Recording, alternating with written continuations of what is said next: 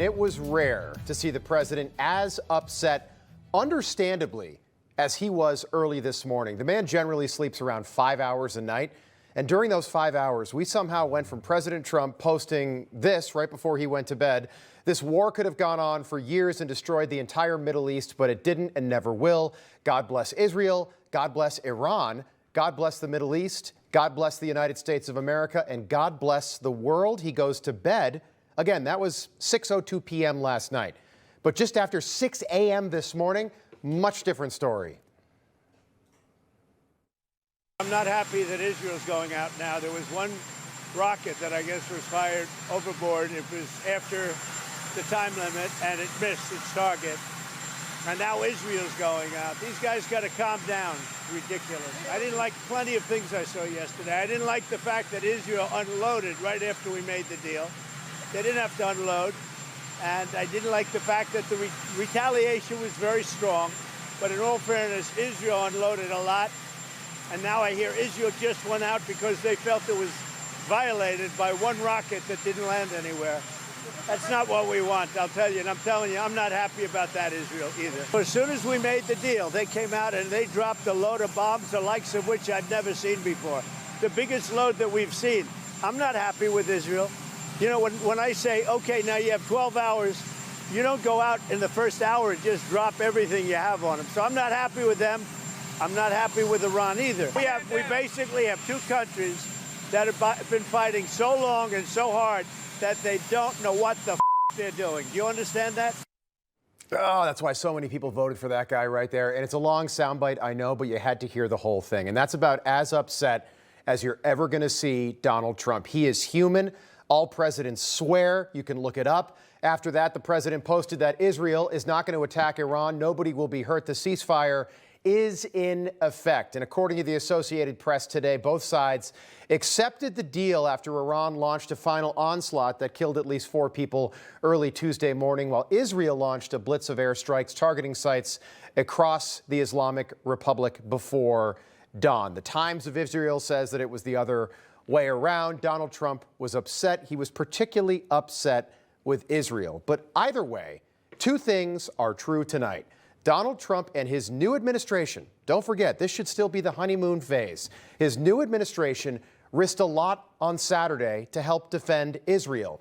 Yes, the world is a safer place today than it was on Saturday morning, but the Trump White House could have done exactly what Joe Biden and Barack Obama and George W. Bush and Bill Clinton all did before he got there, which is essentially nothing. Appeasement, sending billions of dollars to Iran in cargo planes if you're Barack Obama and John Kerry and Joe Biden. Anything but get involved militarily. Anything that might hurt your chances at winning re-election. But Donald Trump is different, and he is willing to risk world war and the lives of U.S. service members to help Israel and achieve peace. That cannot be understated. And the ceasefire doesn't last a night.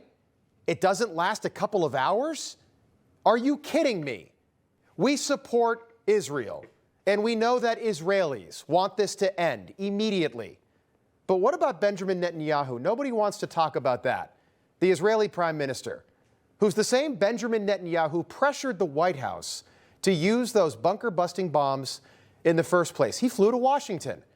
It's the same Benjamin Netanyahu who pushed U.S. involvement. And the same Benjamin Netanyahu said this about invading Iraq just after 9/11. If you take out Saddam's regime, I guarantee you that it will have enormous positive reverberations on the region. And I think that people sitting right next door in Iran, young people, and many others will say, the time of such regimes, of such despots, is gone. There is a new age, something new is happening. And that is speculation on your part, or you have some evidence to that effect? The way to deal with the terrorist regimes, among other things, was to apply military force against them.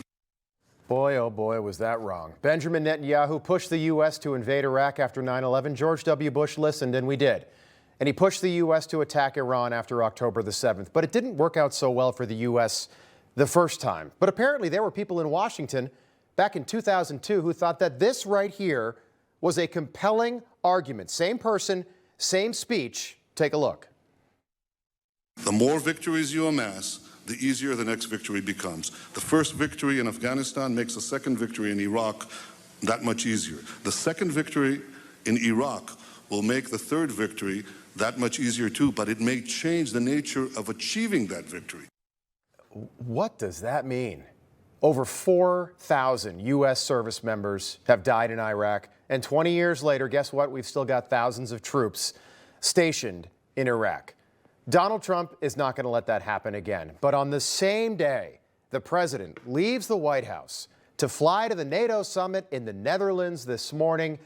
It's hard not to be reminded of another war that is still happening right now in Ukraine, where more than 1 million people are dead or injured, a war that everyone was told to support more than 3 years ago when it was trendy to put Ukraine flags in your yard.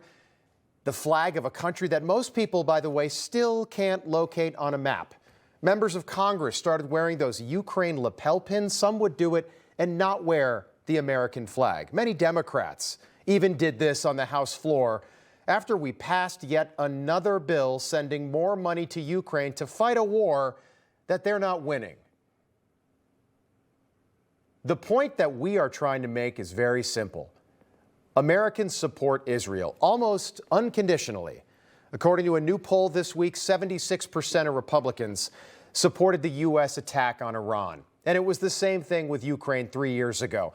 Americans supported the Ukrainian cause. But for how long? Most Americans are generous, the most generous people on the planet, in fact. But there are limits to that generosity. And we are saying this tonight because no one else is. We've got enough problems here in America.